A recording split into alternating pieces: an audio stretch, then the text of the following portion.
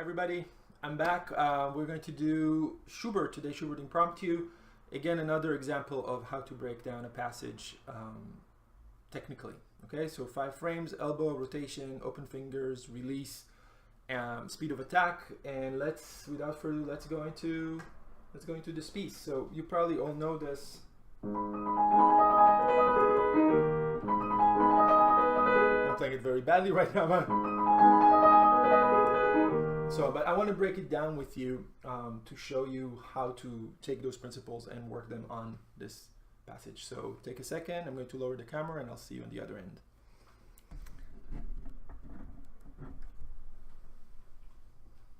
Okay, so first thing we're going to do is I'm going to show you the elbow motion. So very slowly, third finger is here, start going up, third finger is going inside. So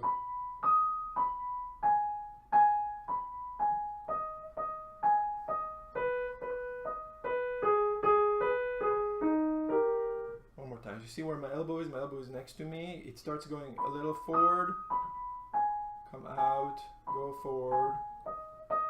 So we're drawing little circles. Again.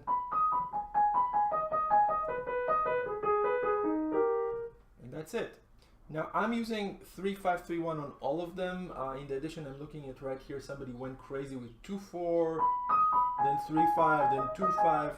Again, this is up for grabs, what fingerings works better for you, but the motion, nevertheless, even if you do 2-4 on all of them, or 3-5 on all of them, the elbow motion still is going to be the same. This chord, I should say, broken chord, just move in circles. Rotation. Rotation here I think is really key because the first note is going to be active, then passive, active again, then passive, passive, active, active, passive, passive, active, and so on and so forth. Why is that critical? Because the first configuration is going to work just because the elbow is pushing us forward, right? Now how do we start the second set? We start the second set by allowing the thumb, release, and moving in a passive motion into that same note, into the same A flat again.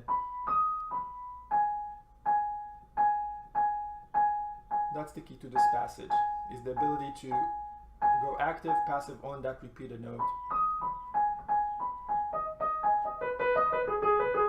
You see, just me thinking about it is already making the articulation a lot better. Now, it will take a long time for you to get to do this without too much overthinking and not getting tense as you're doing it, but just slowly practicing thinking active, then passive, passive, active, active, passive, passive, active, active. And training your fingers to think in those terms of down and back, or drop and return, or active and passive, I think that's already going to make a tremendous difference. Okay, third element, open fingers. Again, if I'm not doing this, can you see?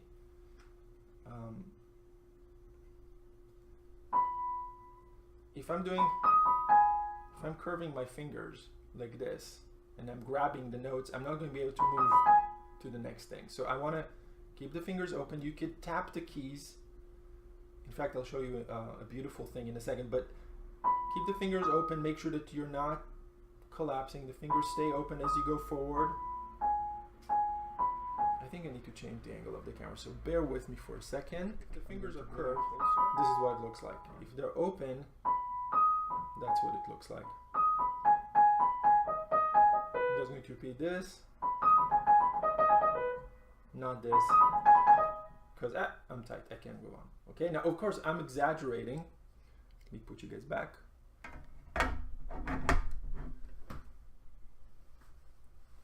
Yeah, of course, I'm exaggerating when I'm doing this. Like, I think very few people would try to play this passage like that. But again, it's just to make sure that the fingers are not locking in, are not curving, and we're not doing this lifty thingy, okay?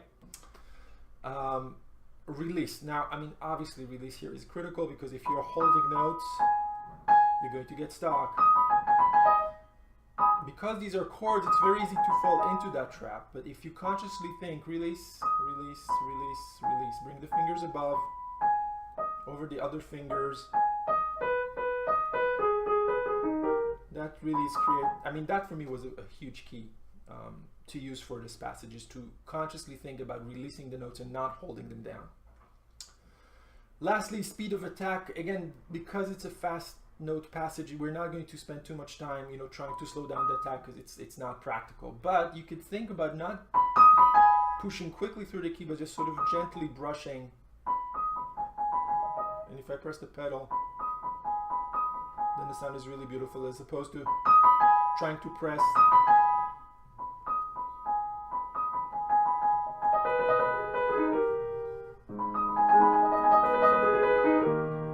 Sorry about the buzzing. And so on and so forth. Yeah, I think that's pretty much it for this passage.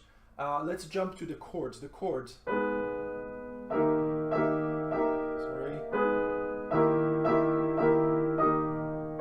So what am I doing for the chords? For the chords, the elbow motion, not so much, because that's obviously exaggerated. I'm just checking what's buzzing, and so not a lot of elbow motion for the chords. Not needed. Rotation, you could use rotation just by dropping the weight, if that's the sound that you want, if that's the sound that you like. I'm not particularly fond of it, so I'm not going to do that. Open fingers, they're pretty open. Release, I have to switch chords, so I'm going to release anyways. So really the key here is the speed of attack. So what do I mean by speed of attack? Let's press all the notes quietly without making a sound, figure out how deep the key is, and then stack them. Now obviously I want that C flat more than all the other notes.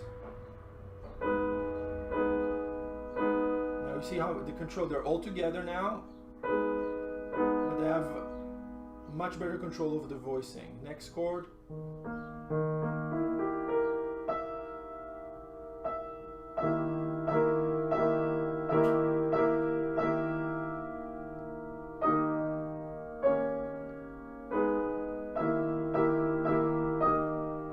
So really the only motion you see me using is a little bit of that forward sliding thingy, sliding motion, and very careful placement of the weight on each of the notes of the chord. Then back to the first pattern.